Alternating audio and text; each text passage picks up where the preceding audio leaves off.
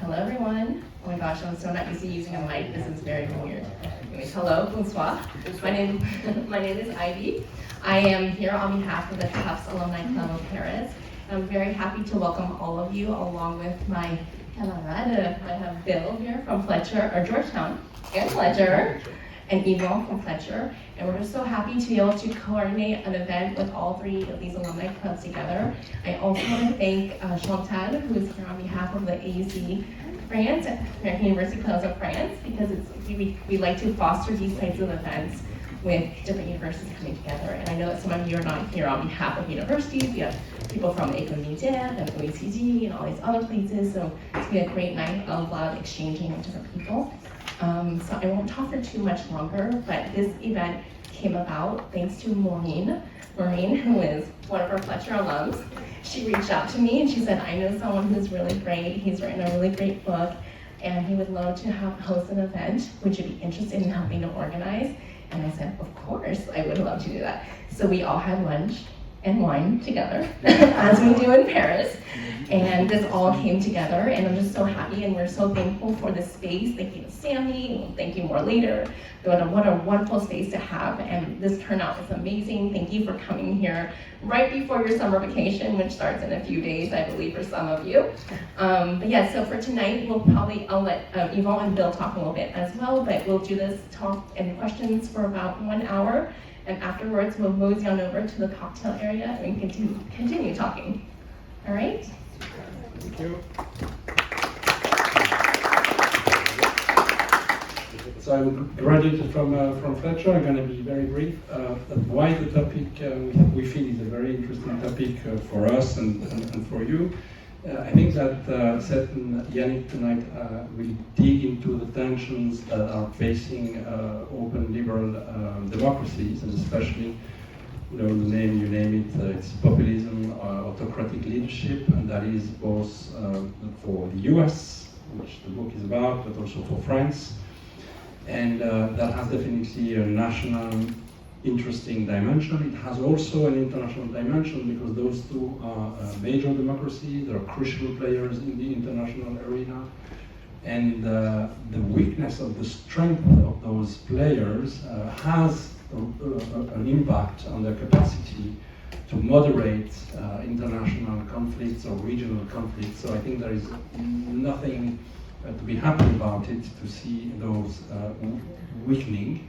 And probably that the book and the debate is ways to understand how we can probably take a more positive road to it and get waiting.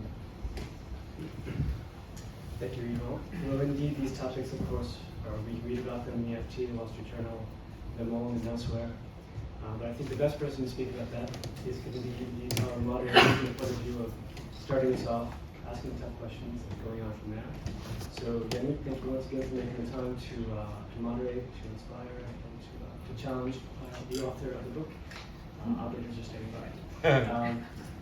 Who indeed will be able to give us more than a few insights on the topic. I just want to briefly introduce Yannick here. So, indeed, Yannick is a distinguished French specialist on the United States and a regular speaker on French news channels.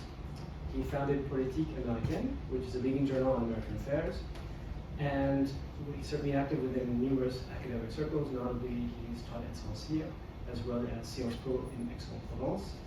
He is indeed a graduate from Sciences Po, a Fulbright scholar, and last but not least, he earned his MA and PhD from the Fletcher School.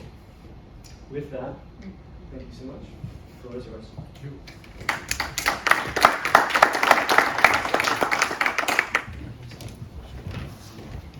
Should I go first? Yeah, sure. Okay. Thank you guys all for coming. Merci d'être venus. Je suis très content que vous êtes tous ici. Est-ce qu'il y a des gens dans l'audience qui ne parlent pas anglais? Oh. Parce que je vais continuer en anglais parce que c'est beaucoup plus facile pour moi. Si ça vous dérange pas. I have to recognize that we are in Paris after all. I want to convince you of two things tonight. First of all, that liberal societies, what we think of as modern liberal societies, whether in France, the US, Germany, they are in tremendous peril, and they're eroding quickly. And the second thing I want to convince you of, thank you. Oh, is that okay? You guys hear me? Should I start all over? No. The second thing I want to convince you of is that you can do something about it. In fact, we're not going to get out of the dilemma we're in unless you and people like you do something about it. So let me explain, because I'm not usually a person to speak at conferences like this. Most of my career has been in business. I was most recently CEO of Proactive, which is an acne brand. I've led many businesses in the private sector. Before that, I was in publishing as a marketing executive. And in 2018, I left my career and decided to do work on what became American Schism. And the reason I did that is there were two major things that happened. The first thing that happened was, as an American citizen, I noticed that over the prior 5 or 6 years, the public discourse in America had collapsed. The entire notion of using data and reason in problem solving had been crowded out by acrimony and rancor, had taken place in any civic discourse that was productive. So that was one thing. But the more profound thing for me was watching as my peers, CEOs, leaders of other businesses, were increasingly putting their heads in the sand, afraid to speak up for fear of bringing on the anger of some group. So as if talking about a civic issue by a private sector leader was touching the third rail. That's an Americanism, but something that was very dangerous. I realized there are a lot of Americanisms that you invariably use. Anyway, so I watched as these private sector leaders were totally unengaged, and I thought to myself, what a combination. If the public sector has collapsed as an effective problem-solving paradigm, and private sector leaders won't engage, we have quite a situation. We will not be able to hand or bestow a democracy to our children, to the next generation. And it was then that I started plunging into research that led to the book. So one of the things that was driving me was I was determined that the divisions that we see in society today were not new. We've always been divided as a country in the US, and that in fact, there were antecedents that were really relevant in history. And I had to go back historically to understand them. So what I did is I developed some hypotheses, and this was largely also based on a lifelong of reading about political philosophy and history, so I was very well grounded in the overall subject matter, even though I was a marketing guy. I also engaged 2 professors who were very renowned in this field and presented a thesis to them and worked with them on it, and then I did a lot of research and read a lot of books. So what I found is, and I'm going to try to just spend a few minutes now so we can get to the questions and make this more interactive, but I do want to spend a few minutes going on a couple of things. First of all, I hope I can convince you that the liberal democratic republics, all of them, many of them, are in crisis. So I mentioned that discourse has collapsed, and the public sector in many countries, especially, this is worse in my view in the US than in France, is not able to solve the most pressing problems that are in front of us, be they climate change, be they distribution of wealth, all those issues, they're not capable of solving them. And I'll explain why. The second thing is that not only is truth elusive, but it seems to me in these societies that the pursuit of truth is being abandoned. It's no longer deemed important. Everyone has their own truth.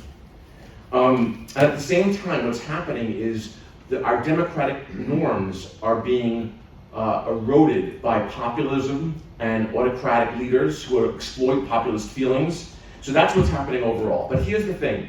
History can act as a salve for our wounds. So the history shows us that in the US anyway, we have a secret sauce. We have a special formula that we've used at times to get out of major crises. And I'm going to explain what that is. That's the second thing. And the third thing I want to talk about briefly is that it's only going to be with the leadership, especially private sector leadership, from what I call the frustrated or exhausted majority. And I'll explain what that is. That's going to lead us out of this problem, because the system itself won't fix itself. So I'm going to go quickly here. Those are the other 2 points. Sorry. So this is basically talking about the Enlightenment, that we are at the risk of reverting back to a pre-Enlightenment type of dark ages where illiberal thought is prominent, and that leads to autocratic rule. And the reason why I talk about the Enlightenment, and my book very much traces back to the Enlightenment, is because the Enlightenment in my mind has gotten a very bad rap the last 50 years. The Enlightenment fundamentally is the framework for a modern society. And if I have to prove that to you with statistics, I could, because 250 years ago, life expectancy on the planet was 30. Today it's over 70 all over the globe. 250 years ago, 1 in 4 children didn't survive till age 5. And today almost all do. And 250 years ago, 4/5 of the world lived in tremendous poverty. And today, about 1/5 of the global population lives in that level of poverty. So by any objective measure of prosperity, the Enlightenment framework, which allowed the unleashing of the scientific revolution to solve problems, that was what was so wonderful about it. That does matter a lot. And despite what postmodernists tell you, it wasn't just about a bunch of European white guys writing some philosophical thoughts down. It was about forging a new way of organizing as a society. So the second point is about why history is important.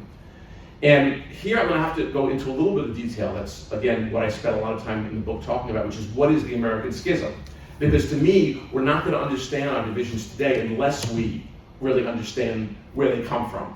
And so, what is this American Schism? Well, you all probably all remember from school when you studied the Enlightenment framework for political thinking was the social contract rather was the construct. And we've all read probably in school some of these philosophers, but what happened during the American Revolution especially was a major schism, what I define in the book as the first American Schism, between 2 different schools of thought, both vying for prominence. So, in fact, there wasn't one enlightenment, but there were 2 enlightenments. And in my framework that I spend time in the book defining, the moderate enlightenment, which are some of the names we were most used to associating with the Enlightenment, people like Rousseau and Locke and Hobbes, originally in his work, Voltaire. These are the philosophers, the moderate thinkers who in the U.S. who influenced greatly John Adams and Alexander Hamilton. And their solution for the social contract was what I would call an aristocratic republic. So the framework was, how do we control the king to ensure that we'll be able to guarantee a modicum of rights for people, given the history of collusion between the church and the monarchy for centuries. And their answer was having an aristocratic educated class who could govern. That was basically the moderate model. Now, the radicals had a very different model. So during the same time in the late 18th century, Benjamin Franklin, Thomas Jefferson, and Thomas Paine were all in Paris. And they were very influenced by a group of philosophers who are maybe less known in the States, but are certainly known here. People like Condorcet, and Diderot, and Brissot, and Baron d'Holbach. These philosophers were very important because they fundamentally disagreed with the aristocratic model for what the social contract should look like. In fact, for these thinkers, the sole model that could sustain itself in a republic rather was a democracy, a representative democracy where people chose electors to represent their interests. That model was fundamental. Whereas the moderates eschewed democracy. In fact, for them, people like Alexander Hamilton, democracy was the mob. They were very afraid of it. There was one other key difference, and of course this is much more complex in the book, but I'll summarize. The other key difference is that it was the radicals who documented the collusion of the church and the state in oppressing people. And for them, they created the concept of what we now call separation of church and state, that the secular arena and the faith-based arena was separate, needed to be kept aside. Secularism, laïcité, as you sometimes call it in French. This was all a key concept as well, because the moderates did not believe that. In fact, Voltaire, who was famously quoted as, who was greatly critical of the society of his day, said, "Si Dieu n'existait pas, il faudrait la volonté," which really shows the degree to which the moderates needed the church as a mechanism for the social contract. Anyway, so you might say, if there are these 2 forces which drove this original American Schism, which side won? So you've got Adams and Hamilton driven by Montesquieu's balance of powers, who are the kind of the moderate school, and this much more egalitarian, decentralized, ideal republic that people like Benjamin Franklin and Thomas Jefferson were fighting for. So, does anyone have a sense of which one won? The answer is, and maybe this is an easy question, is that neither. That in fact what has been happening over the course of our history is we've been going back and forth between these different models of elite solving problems to popularism taking over, and this it's like a pendulum going back and forth. And in fact, so there's not one answer. In fact, there's a tension, of course, that in our country, Madison may be best represented in Federalist 10, if you're familiar with the Federalist Papers. By the way, one of the reasons the Federalist Papers is such a defining, important document of political theory is because, in fact, the Federalist Papers, which was the marketing document for the Constitution in the US, tries to bridge the gap between these two visions. So Madison was rushing in between Hamilton and Jefferson was in France, trying to bring these two pieces, to reconcile, if you will, these two models. Anyway, what I do in the book is I look through 5 periods of history using this model. And what I find is that, what I mentioned before, that in takeaway 2, there's in fact a secret sauce. That if you look across history in the US in a detailed way, you see that there was a special formula that we used at times, and when we did so, we had great success. And by the way, it's not as if this is some elusive thing. The formula involves using reason and data in the problem solving in the public sector to balance emotion and passion.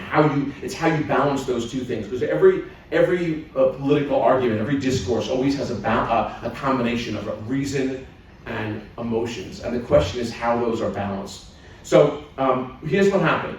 When we used this formula, we were able to reconcile these tremendous differences to get from the Declaration to the Constitution, which is quite a moderate document, in fact. So we moved from this all men are created equal to a Constitution where there's only one branch of government that is elected by the people, and everybody else is elected by the elites.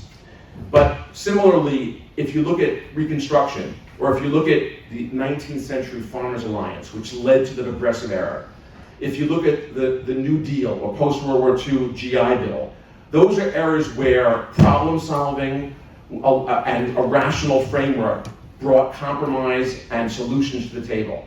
On the other hand, when we haven't followed that formula, we have some of the stuff you see on the right. So the point is that this history is really important in knowing where to go.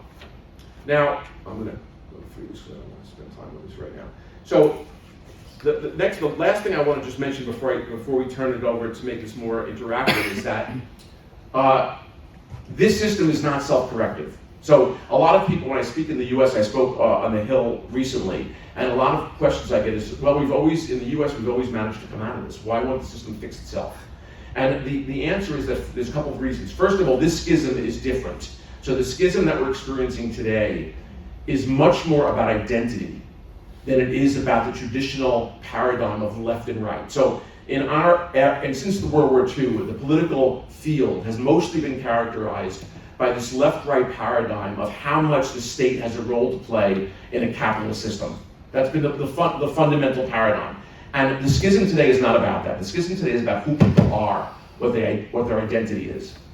But the real reason why it won't fix itself is because of what I call the double incentive problem. So the incentives, when you look at it, are completely misaligned.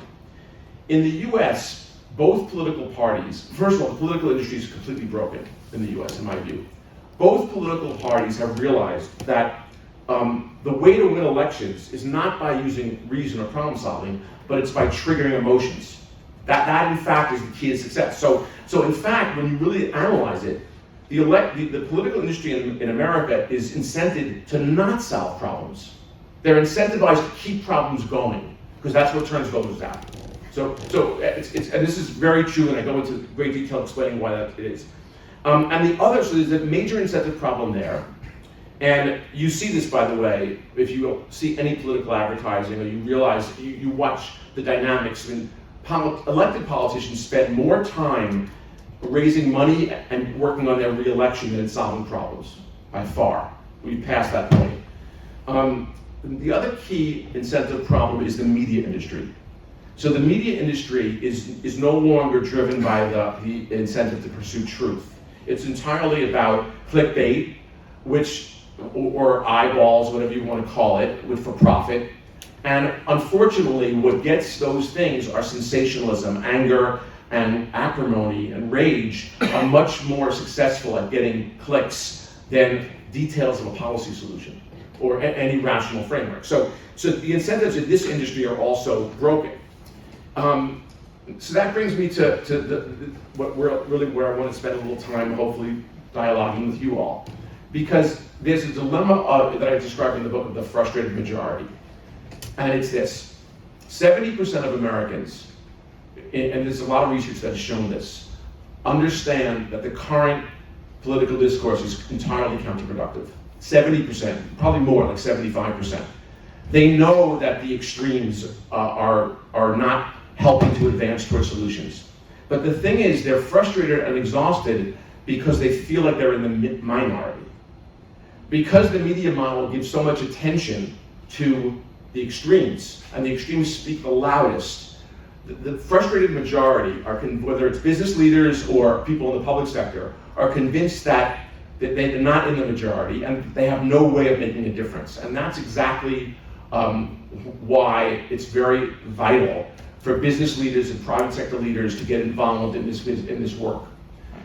So the third part of the book, after going through this historical analysis, presents two sets of changes that we as a collective society need to drive towards. One are a group of mindset changes in changing how we dialogue with each other about political issues, which is become very demonizing in both France and the US, and I can give you many examples of this. There's a great French book called La France périphérique, which was written, which does a lot of the analysis that I did in the US and France, and there's very similar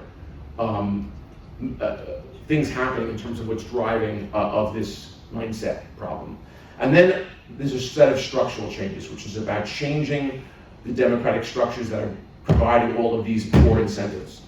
And my belief fundamentally is that the frustrated majority needs to take the gavel back and throw the lunatics out of the asylum. We really have to change and convince that we will, if the public sector can't solve these problems, we're going to do things like in the US, open up elections, we're going to have ranked choice voting, there's a bunch of reforms that we're going to pursue that, and fundamentally, we'll deal with both the supply and demand problem, which I can talk more about. We've got to address some of the long-term things like civic education and redistribution and things like that. So but there are really three things I ask you to do, and again, this has been kind of a summary. I hope you'll take a look at the book, or at least get into it in a little more detail.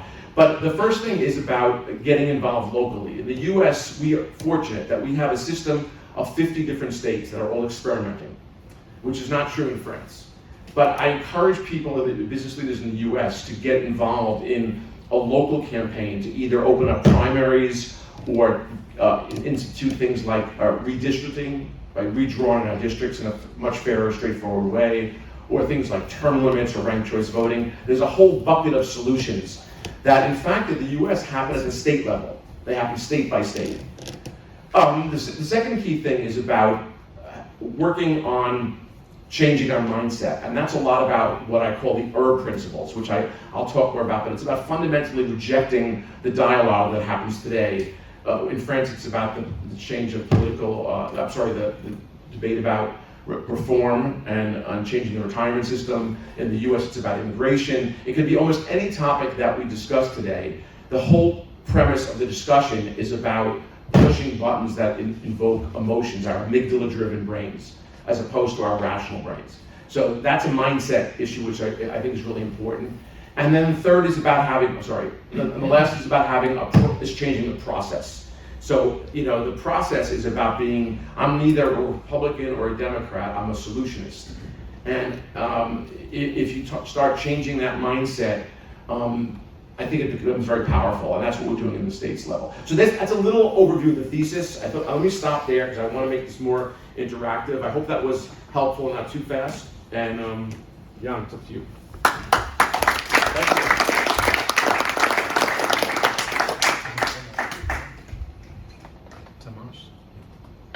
Okay. Okay. read this book, to get into it because of the comparative perspective and precisely, as you said, perhaps the situation is worse in the US than it is in France. I share the point of view, but one should not forget that usually social and political developments in the US travel across the Atlantic 10 years down the road, and now we have a tech revolution that also has a great impact, so we better be aware. The second point is also history.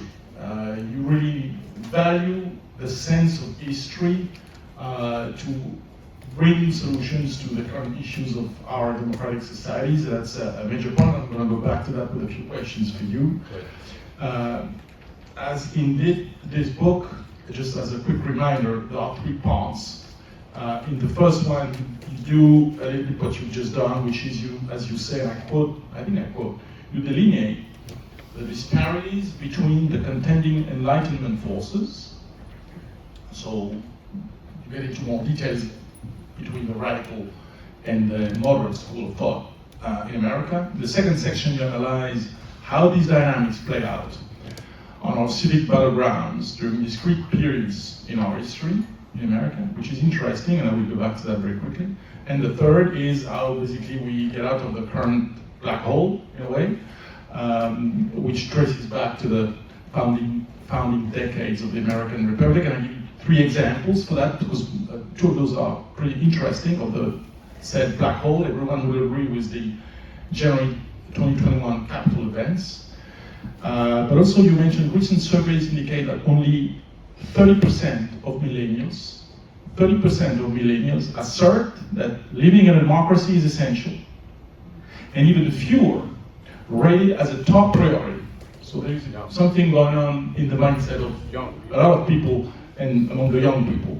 And the third point, which is a little nitty-gritty detail, but the devil is in the details, right? The recent Supreme Court decision in Citizens United, which extends, it's flabbergasting, it extends the protection, after all this is a law firm, right? Extends the protection of free speech to corporate speech. Perhaps you will have an opportunity to tell us a little more about that. But let me, you've talked a little bit, and you will have the opportunity in our discussion to come back and explain a little bit in a nutshell still, not in a nutshell, what is the American Schism. One thing that is interesting is you mentioned the role of the French Enlightenment and how important it is.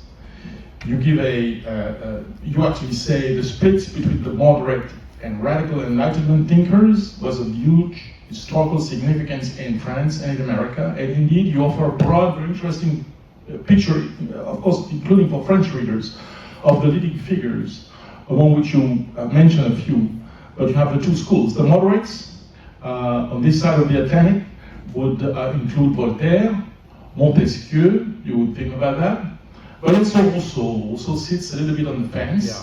It's interesting. And then the radicals, D'Alembert, and especially Diderot, who believed, you say, the ability to think, that the ability to think rationally was universal. You mentioned school, and that's an important point with school, and then the state. Think rationally, the critical mind should be provided and nurtured and developed by the state.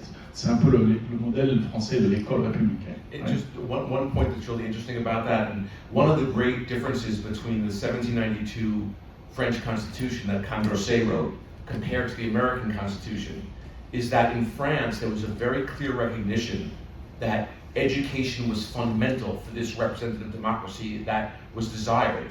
And so Condorcet delineates what a civic education is all about to counteract the power of the church in education up to that point. Whereas in the US we entirely delegated that to the local level. Sorry. That was precisely the point. The last name is Condorcet, and there is another one that is the figure of Brissot that even the French people may forget a little bit, and you go back to the Brissotins, the followers of Brissot. We'll go back to that in a moment.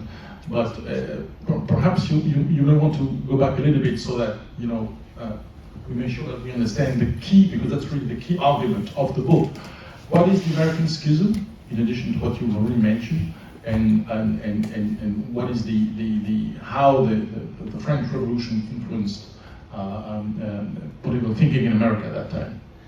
Well, so there's no question that this more egalitarian, radical view came out of the feeling that, in fact, people could be educated to advocate for themselves or to pick representatives that were capable of doing such. And people like Alexander Hamilton, who is a great example, or Adams, they grafted onto this Montesquieuian model of it had to be the elites, the educated, who governed. Now, so that split is fundamental. Now, I've talked a lot about how it affected our founding, but let me actually talk for a second about today in both France and the US, because the same dynamic's going on. And it's important to understand that overall there's this global neoliberalistic model that we, in France and in the US, we've been striving for the last 50 years. It's about globalization and competition. And that model has, on average, it's been designed by elites, so it's definitely the moderate model. And it's, on average, to improve, for example, it's lifted almost 600 million people in China out of poverty. But the problem is, on average, is not always so telling, because you can drown in water that's on average 1 meter deep. So the point is that this same model that the elites have been pursuing in America, both parties, by the way, have been pursuing it. It's in fact left a lot of people behind, and that's where the rage has been brewing for decades that Trump was so effectively able to tap into. And so again, if you look at this in terms of a model of elitism versus popularism, it's very much at play even today. There is one example that I would like to ask you about, which is the solutionists, or the no right, no left, after you have a period of exhaustion of the established parties. Right. We have gone through that in France, and that was, I may say, from my own opinion, the miracle of the 2017 election, even though I have a different opinion right now, but put that aside. And that happened, in fact, that had happened more than 100 years before in America, and that was Theodore Roosevelt with the Berne rules. Not Republican, not Democrat. That's right. So there was short experiments, not necessarily that inclusive. What do you think about that? How do you put that in the new realities? I'm so glad you brought that up, because it's an example of sometimes how long it takes. Because the Theodore Roosevelt's program, some of which was also adopted by Woodrow Wilson in what we now refer to as the Progressive Era, that didn't start in 1910 or 1920. The Farmers Alliance from the 1870s was the first populist movement that drove the creation of the People's Party. So it took 50 years for the reforms that were bubbling up as big steel, big banks, and railroads dominated the American farmer to such a degree that there was no way farms could compete, that this populist anger and motivation, impulse, if you will, to organize and to understand, which was the Farmers Alliance, the People's Party, it led to the Progressive Era. So it took a long time, but it's very relevant. So coming back to your point, I was also amazed at 17 in France, because I was convinced that, like in France and the US, we need a center party. We need a center force that's focused on being a solutionist. It's almost, if you said, who would be an example of a solutionist, you would almost have to get to Macron, inevitably, and yet he has 20% approval rating. So obviously, the point is this is not going to change overnight. There's a lot of anger out there, and in the book I mentioned, the France Périphérique, talks about how much of the French society is not connected to this globalist framework that is creating wealth, and how much of France is left out of it. And that's the force that doesn't care about the reason or intellect, or the fact that Macron connaissait très bien ses dossiers. That's not their concern. So the same thing, that's why it's very parallel. And my point being, it takes time. It took 50 years to get to the Progressive Era. If you look at the era of the Depression and what it led to in the New Deal, how Roosevelt fundamentally, in my view, saved capitalism by redefining it in a way that was more inclusive. which very much, by the way, is what needs to happen now. I think that we need to say that this globalistic framework has left out investment in key public goods, like education, or it has left aside key externalities, like how much carbon firms put out. These are things that have to be incorporated back into the economic model that drives our economies. So if we say that the progressive era and much later in France, the Macron experiment were singular periods, that takes us back to what normally happens, and I want you to develop a little bit on that too, because that's another important concept that you insist on, and rightfully so, which is the pendulum. So the visual concept of the pendulum that is used frequently in American Schism in the book. What does it mean, and can you give us some examples of the swings back and forth? Interestingly, just a note on that, which is interesting for French readers and not necessarily aware of the same pendulum between moderates and radicals that around the French Revolution, Right. with the Terror regime and then Thermidor that shortens the bad guys, with the marvelous invention of Dr. Guillotin back in the days. You mentioned that in pretty much the same way, not the guillotine, but over the period in American history that is not very necessarily familiar to most people, between 1775 and 1790, starting with, and then we have the two clans, so to speak, right? The Jefferson, Payne, Franklin versus Adams and Hamilton, and you said that played over the course of the few centuries after in America, Yes. and we also have this dramatic intensification.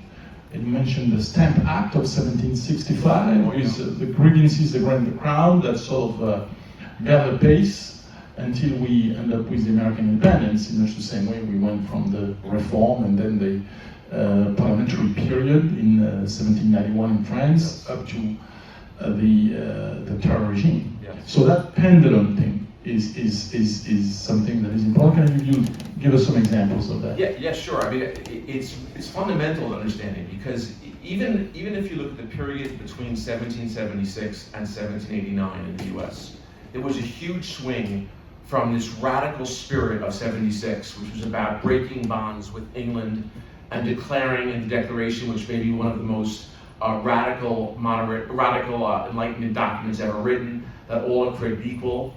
And by the way, in the book, I talk a lot about what Jefferson really meant by that, because it was fundamentally about changing Locke's model of life, liberty, and property, since only the wealthy can have property, to the pursuit of happiness, which was an egalitarian concept. So there's a lot of detail in that. But my point is, we were in this radical phase of egalitarianism, and then what happened 5 years later? We had some really big problems to solve, like a war to pay for. We had to figure out how 13 independent states were going to agree on a foreign policy, on paying for the war, on having commerce. So a huge set of practical problems emerged. And we moved from this idealistic center of the Declaration to this very moderate constitution. And that was to solve these problems. That was because people like Alexander Hamilton, who I mention often, was an example of someone of the best and the brightest, who recognized to create a treasury system is pretty goddamn hard. You better be schooled to know how to do that. And so in other words, we turned to the elites to govern the new country. We turned away from the egalitarian model. So that happens again and again. That's the pendulum. So the example that Jan just mentioned is that by 1880, 1890, the country in the US was being dominated by industry. In the north, it was the banks. In the west, and the emerging west, in the south, it was the railroads and steel. And there was a huge, again, elites had taken over. You had the banking system, the capital system, you had people like J.P. Morgan, and I mean, you guys know the figures from the golden age, what do we call that age? That had triggered this swing back to this populist movement that started in 1880 and went all the way through this progressive era.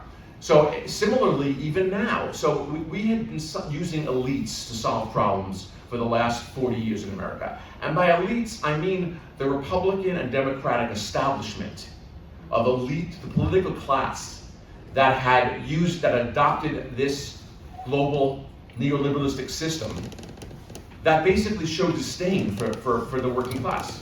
And this has been going on for decades, for 30 or 40 years. So once again, you're seeing right now this pendulum back towards a populist movement. And what's happening, as often does, is autocrats use populist rhetoric for bad purposes, in my mind, or for power purposes.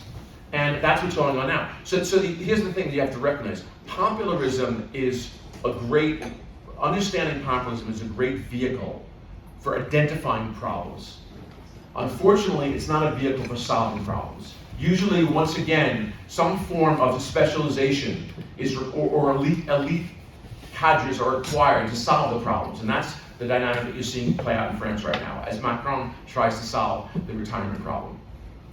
There is another pendulum, and that sort of overlaps the one you just mentioned, which is the role of state versus the role of the market, right? We've had, since World War II, with the État-providence, the welfare state, down to the more liberal in the economic sense of the word.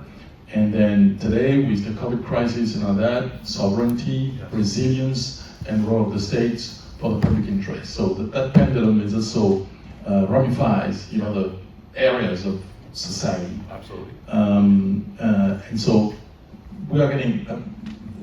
So we have the Federalists, Washington, Hamilton, and Adams, and then we have the Democratic Republicans with Jefferson and others, and Madison and Monroe and all that. That's a dynamic that plays out.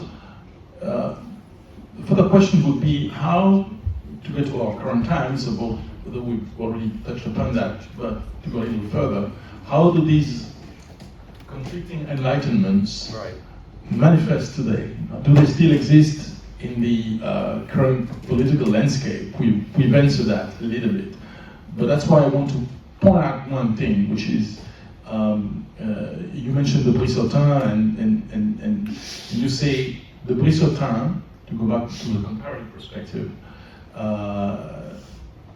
the Brissotin were the true founders of the modern human rights tradition. They specified a much broader set of rights than the Americans did.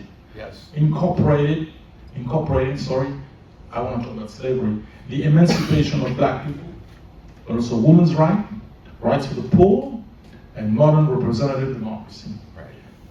And you mentioned also that Brissot was an advocate of the abolition of slavery, and made a clear distinction also, which is interesting there again for French readers, between French overseas territories and the mainland. Yes. This is also, again, when you try to summarize this in a 500-page book in a 20-minute conversation, you invariably you can't get into the nuances. But this is really important in the sense that the moderate school that I mentioned, they very much believe that it was the question of who is capable of being enlightened, which for them was a certain segment of society. But people like Brissot, who fundamentally knew that slavery was unenlightenment, that it was not, it had to end, as did many others. They thought the Enlightenment principles applied to everyone. In fact, there's a famous, I think it may have been Montesquieu or may have been one of the other moderates, who really thought that based on different temperatures of the globe, different people could be educated versus other parts of the globe. I mean, there were real theories about this, whereas the radicals tended to view this as universal. And by the way, the same principles were happening in other cultures, not just the Western Enlightenment, where egalitarian cultures also had suffered or had slavery for many generations, and over time, more modern societies broke those bonds. So absolutely, things like the belief in slavery, things like women's rights, to some degree, the entire American history can be summarized by giving the franchise, the power which was originally given to vote to white men with property, to expanding that to a broader array of people. And that was very much the progression that we went through. In other words, there was a lot of thinking and reason that brought about those political thoughts at that time. Yes. I want to mention just one remark, which is with recent events like, I don't remember the name of the person who was killed by policemen in America, Floyd. Floyd, yes. Yeah. That was the thing. It is very important in Europe, though, to mention, and that's what I get the chance to do from time to time, that the black communities issue is, and it's not enough perceived from here, that it is intertwined with the business of policing, Yes. particularly in a federal state, which of course French and I guess most of the Europeans don't necessarily bear in mind that that has consequences in terms of organizing the business of policing. And I want to make a more happier reference to a book that I recommend to you about that history of thinking of French and American Revolution and the issue of slavery. And that is a book by an American author that is called Tom Rees, and it's called The Black Count. And as you said, le Comte, le Marquis de Baron, right? The Black Count. And that is actually the history of General Dumas, who was the son of a Marquess in French Indies, and of a black slave that was disenfranchised, brought to Paris, educated like a gentilhomme, and became a very strong general with Bonaparte. And he's the father of Alexandre Dumas. And actually, Tom Rees has this talent. He made the Pulitzer with that book. It actually tells the story through the true story of General Dumas' father, the story of Count of Monte Cristo with the Chateau d'If of Marseille. So it's a fascinating account, but it's a tale. So you also have a lot of what Seth talks about in his book, particularly on the issues of race and the debates, the peaceful debates, even before the French and American revolutions in the 18th century about slavery. I think that's you touch upon that. And it's other pages on your book. I won't mention that right now because we're going to move further to our contemporary setting, but is the Louisiana Purchase. Is which one? The Louisiana Purchase, right, which of course is dear to our hearts. Yes. And is a deep remorse, as you know. But that's the way it is. I think we've lost that battle with the Brits. Well, the Louisiana Purchase section is important because it really shows the ultimate. I mean, Jefferson was at a crucial moment in his presidency where, one of the things that the constitutional framers discussed behind closed doors was, and of course don't mention in the Constitution, was the fundamental contradiction of the American Revolution, which was slavery. And how are we going to get rid of it? How is it going to go away? And so after the Louisiana Purchase, there was a moment when the question of what was slavery going to be extended to the new lands? And there was a moment where Jefferson really could have made true to his principle that he outlined in the Declaration, and for various political reasons at the time did it. So it's another example of this shift. You made me think of another one, Jan, which is that if you don't believe that sometimes these things that shift over time, after Reconstruction in the American South, in 1868, 80% of African American former slaves were voting. 80%. 10 years later, 3% were voting. So how over 10 years was 80% voting to then 3% voting? That shows you in just a very small time, maybe 15 years.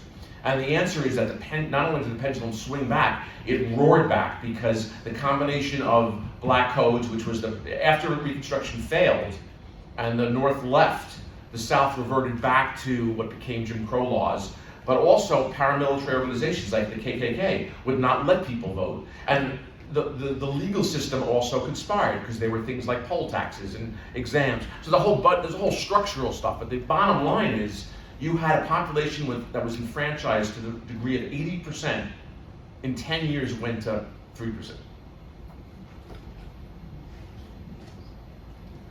This is still haunting American society today, with sort of on different occasions the appearance of also another phenomenon which is called, that's why I say so-called populism, particularly during the 20th century and including the progressive era. How do you see the parallels between the American schism and liberal societies outside of America? Well, so another one that's so interesting is, I talked about how this global neoliberalistic framework failed so many. Another aspect of the current period in both countries is, in the US it's race-based, in France it's more related to immigration, but it's the question of how do multicultural societies, pluralistic societies, how do they evolve? How is it possible to keep French culture, but also recognize that it's a pluralistic society? In the US, the version of that is about identity and race. So there's very great similarities. And that has become the defining issue of our time. And in fact, one of the segues in the third part of the book is exactly how the two experiments, France and the US, could learn from each other. Because I think there's been great examples of failures on both sides. But in any case, whether it's recovering from the era of colonialism and dealing with a multicultural France today in this secular society, or whether it's the US, where the working class white community is enraged because of a loss of privilege over generations. So it's also, in France, I guess it'd be les Français de souche, you say? Or is there's an expression, in the US it's about white privilege, we sometimes say. But these again are very parallel concepts. It's about power and diversity in society and how to think about it in modern times. Perhaps I missed it, but I don't think you mentioned Arthur Schlesinger's cycles in American history. Yes. And do you think that, because in a nutshell that's what it is about, the so-called radical center as a future, or is it the unique response? And I want to just shed light on my question by mentioning that approach to recent history in America, because I believe that the question of the middle class has been haunting American politics for the past 40 years without a response to it. Right. And I think Mr. Biden, because of where he comes from and because of his experience, has always had the sense of that without necessarily expressing it, especially at the time of the New Democrats. Yeah. And so I want to tell me if that approach, perhaps you can share that. We can say that Reaganism has galvanized Americans' confidence in America, given a jolt into the public spirit in America, but that the excesses of the conservative revolution were not necessarily well handled, mitigated by the New Democrats, Right. that in fact, comment on a dit, surenchéri, Enriched or surenchéri, I use my vocabulary, but make those excesses even worse. Yes. For instance, with the financial deregulation that was pursued with Robert Rubin, for instance. So there was no course correction, in other words, to in my view, a conservative revolution led by Ronald Reagan, Right. that was pretty successful in Yes. making America number one on the podium again, economically speaking. Yeah, but you're exactly right. But just what you mentioned is really important. So we talked about this elite model that didn't serve so many people. Think about what happened in the 2008 financial crisis, because a lot of Americans lost their homes. There was tremendous hurt that went around, and what they watched a few years later in the ensuing years was how the elites were all bailed out. Nobody from Wall Street was thrown into jail. So it reconfirmed again for the working class this model of the elite class not abiding by the same rules, by getting away with stuff while they lost things. So it really reinforced this notion. Now, Biden's interesting because he comes from this middle class, like he's a middle class guy. He wants to, or at least he advocates for the middle class. The problem is that the middle class in the structural economy has disappeared. Not entirely, but it's much smaller. So this model has hollowed out the middle class. You have the cadre, the elites, and then you have, well, of course, you have the super rich. I'm not talking about the professional class, the elite class, and the working class. And then what used to be the middle class, and there are reasons for this, has been hollowed out. One example is because of technology. So what used to be middle management has been entirely replaced by technology. And the people who design the technology are in the elite sphere, and then the people who pick the packages are in the working class. So Amazon's a great example because you have a few people at the top, and then you have people picking packages. and there's no middle class, there's no middle tier anymore. That's happened in many industries. So when Biden talks about the middle class, my fear is that he's talking about a world that doesn't exist anymore. But at the same time, he also talks about a foreign policy for the middle class. So he insists on the concept, Yes. and perhaps we sort of put the middle class to the grave a little too soon, because you know that there are adjustments Yes. to the tech revolution, which I guess is the prime culprit in terms of joblessness, more than outsourcing and the use of resources, human resources, labor in countries like China, for instance. Isn't it too soon? Yes, look, I'm hopeful, and I know we're getting the signal that we're going to open it up for questions from you guys, so prepare your questions. My hope is that the middle class, what we used to think of as the middle class, is revigorated by recognizing that the economic framework we're using is missing key things, and we have new industries and new professions that retrain and retool people to be in the middle class again. So I'm not saying it's dead, but the last wave, the last 50 years, a lot of what we used to call the middle class has, if we would invest more in education, which we need to, teachers should be in the middle class. Nurses, healthcare, I mean, there's tons of industries that should be the foundation of the middle class. My argument in the book is that we've underinvested in many of those. And perhaps as a word of conclusion, we should go back to look at the radicals and the solutions that they provided, because we're in a crisis. Yes. That should be that. Well, for sure, I believe that the populist screaming that you're hearing indicates that we can't go on the current path. But the question is, how are we going to get to solutions? Because the elites designing solutions, the way they have been, hasn't been working so well. I mean, we'll see how Macron does. We'll see if his approval rating comes up from 30%. But there you have an example where we have a centrist elite problem-solving focus, and it's struggling to get support. Ivan, I haven't touched on the populism topic because I guess we have all the time in the world with questions for that. So, and we go back to other topics. But it is a great book and it makes you think. So, thank you very much, Seth. Questions, we have a couple minutes left before we go to cocktails.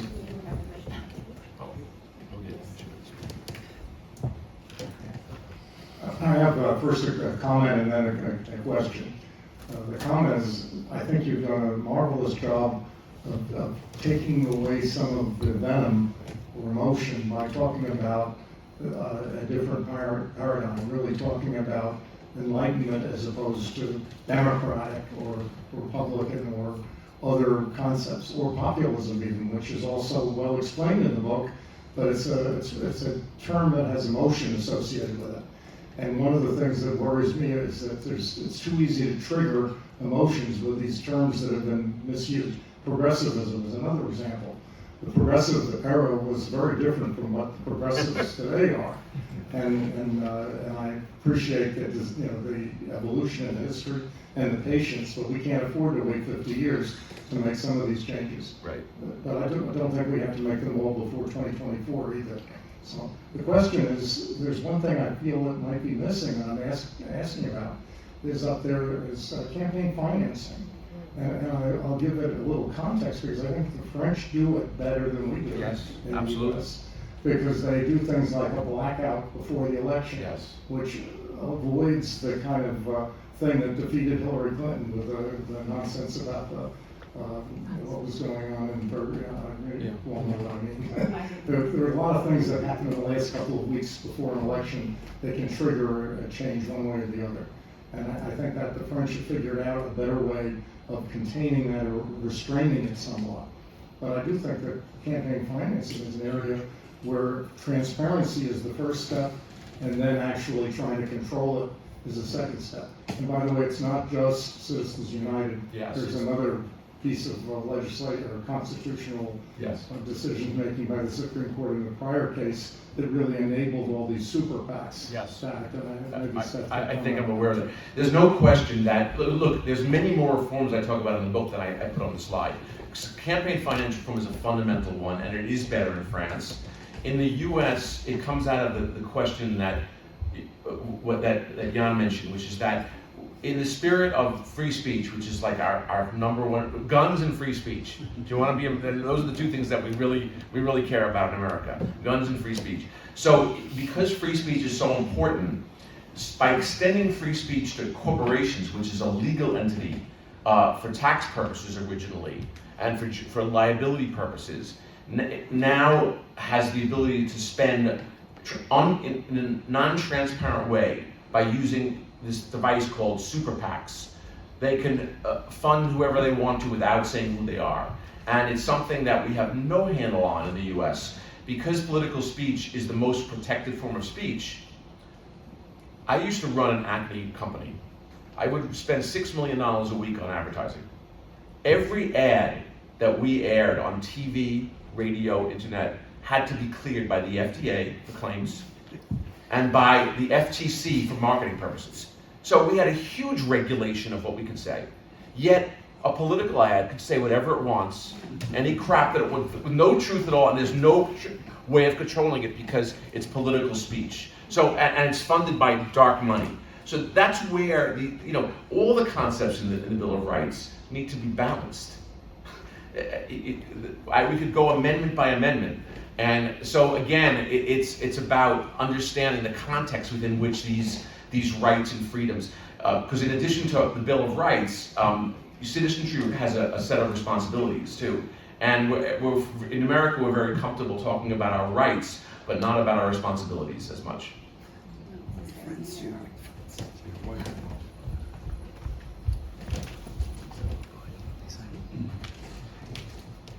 While indeed we're certainly concerned about the divisions between Group A and B, but what I'm particularly worried about is the fiscal cliff, how it was kicked down the street of the path for an X number of months in the U.S. In France, the sovereign rating is at risk unless long-term solutions are going to be cases via overspending. I'm concerned that in both cases, however fiscal irresponsibility in the current situation goes, could therefore be the catalyst for which way things go next. Either a conservative solution, meaning let's stop the spending, or a popular solution, well, I don't know how they're going to try to solve the issue, which is all about overspending. What are your thoughts on that?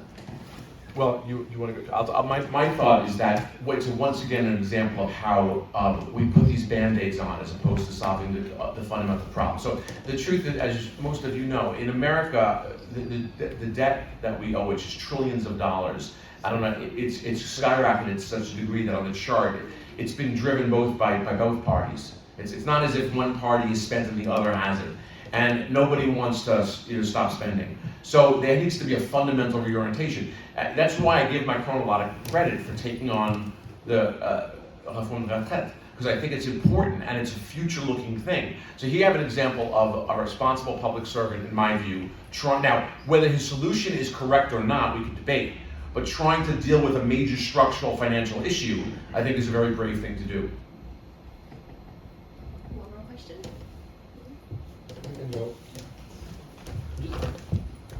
Thank you.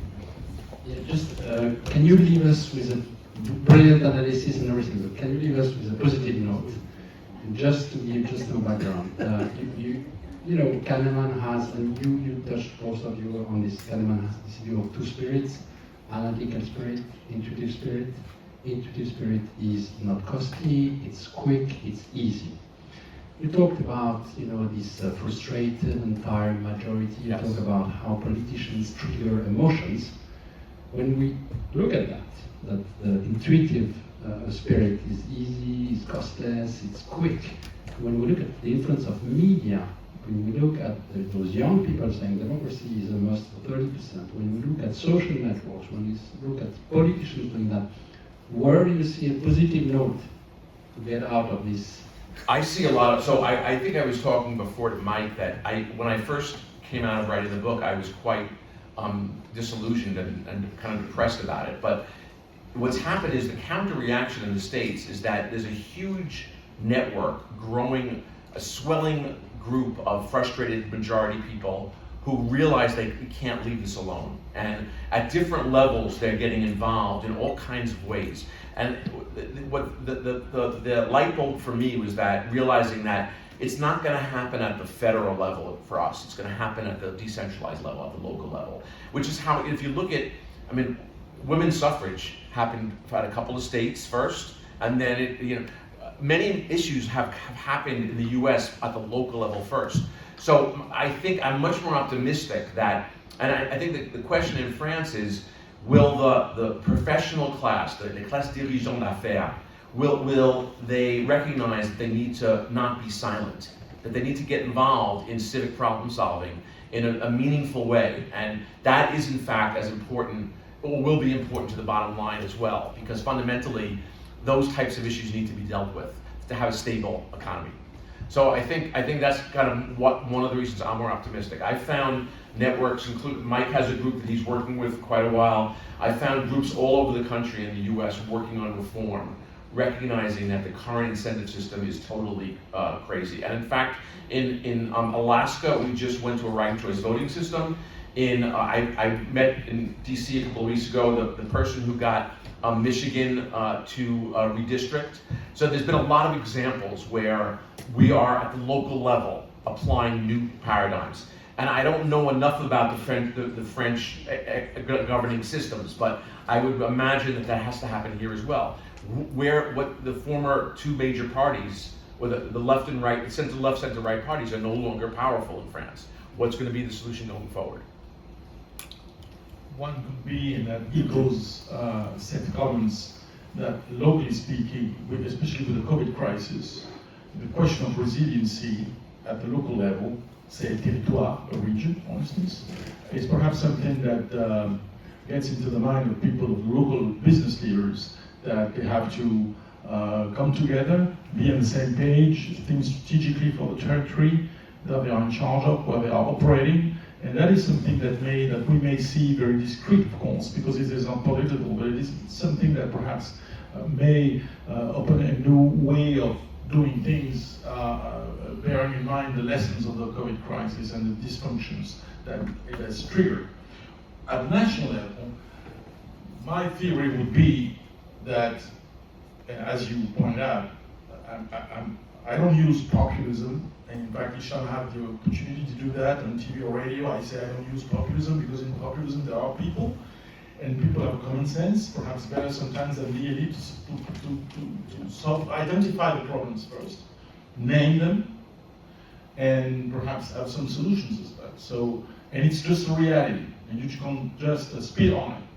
So perhaps the best thing would be to hope, and that's the question for the next election cycle in France, and I guess in other countries around, that we can have some sort of a smart populism, which is make yours the grievances of the majority of the people, blue collars, yes, some of the white collars as well, what's left of the middle classes that you were mentioning, own them because they are true about the truth, for instance. They are true feelings, true difficulties, economic, social, cultural, mental, you name them. But at the same time, you've got to be smart, not to bitch on the European Union, not to bitch on political parties or politicians, not to bitch on so many causes of those issues, but explain the situation. For instance, say that it's not so much because there is China, but because there is a tech revolution, and the tech revolution requires further efforts of training people, for instance, and that's why school and university developments are so important. You have to explain the situation, what is the predicament, where are we today, what explains the social issues of the day, while owning the grievances of the majority of the people. Populists, but a smart populist. I think that will perhaps, not necessarily solve everything, but certainly be a new political offer that we don't have at the moment. Interesting. Okay, so one last question, but there is one last question Yes. from someone who's like the first person to sign up for the event. So he deserves the last question. Absolutely. Then we'll go get a drink. Then we're going to have. Thank you very much for your presentation. I want to raise one comment and ask you one question. The first thing, when I started hearing you, you were mentioning about finding a solution through the individual, and I figured out in my mind that it was very American, and it's not necessarily the mindset that we have here in France. Usually we just expect solutions from the States, and not necessarily from local experimentations and local people making changes like that.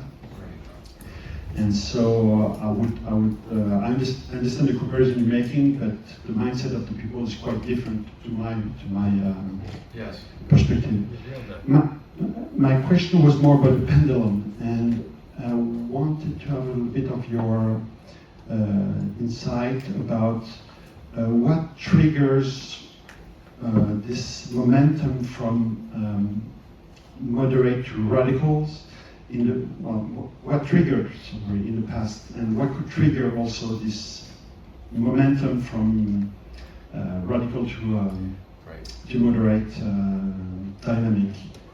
Well, it's triggered usually by the forces of grievance, requiring kind of a more egalitarian or populist drive, but then the recognition that solving problems takes a lot of hard work and nitty-gritty detail, and people. So that's where problem solvers are often more on the moderate side. So that's why there's this pulse back and forth. But it never goes, it's never exactly the same in every era. We just recognize the swings. And I think once you see that, we're swinging right now. We've swung to this huge populist motivation. And again, when I use the word, I'm glad you mentioned populism is a very strange term. Like so many terms, it's used so many ways. Because the original idea of populism as a bottom-up movement of the people is a very positive force. What populism usually means now, at least in English, is it's a rhetorical device used by politicians trying to pique people's emotions. That's populist rhetoric. So those are completely different things. The populist movement of the Farmers Alliance was positive in that it brought farmers who were broke together to understand how to market and how they could buy together against the big grain companies, how they could actually form co-ops. So, the union movement, these were populist movements that I guess you might call smart populism, or it's where there was problem solving happening. The populist movement now is very much driven by the amygdala. It's driven by an emotional rage that, unless we recognize, we're not going to come to terms with. Okay, Bill, do you want to come up and thank some people? I came with you. Come. Thank you to both of you. I feel people are rustling, I think people are getting thirsty. I'm personally getting thirsty, so thank you so much to the two of you. It's been really wonderful. We want to thank some people. There are a lot of moving parts, a lot of people help make this happen. So, Bill, you want to go ahead? Okay. Yes. I'm not getting somebody. You don't need it. Just loud. Protect your voice. So, even though this is the mascot of one of the schools, please consider it in the spirit of course achieving and trying to bridge boundaries here. A small little demonstration of our appreciation to you. This is Jack the Bulldog from Georgetown. Thank you. And it's useful as a book holder, Yes. a paper holder, or you can put a drink next to it. It is not cheating, right? Absolutely. It's from all the schools here as well. Thank you guys so much. Thank you.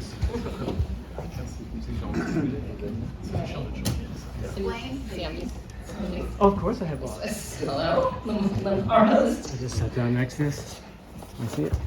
Last but not least, this one actually has your name on it, my friend. So Sammy is the reason why we have this beautiful space, Merci, and we thank you so much for having us.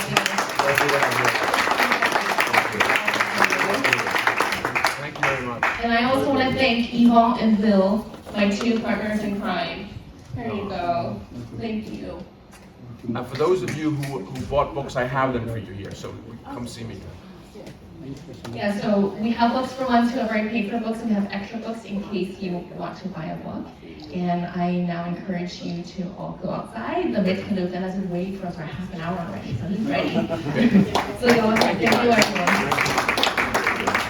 everyone.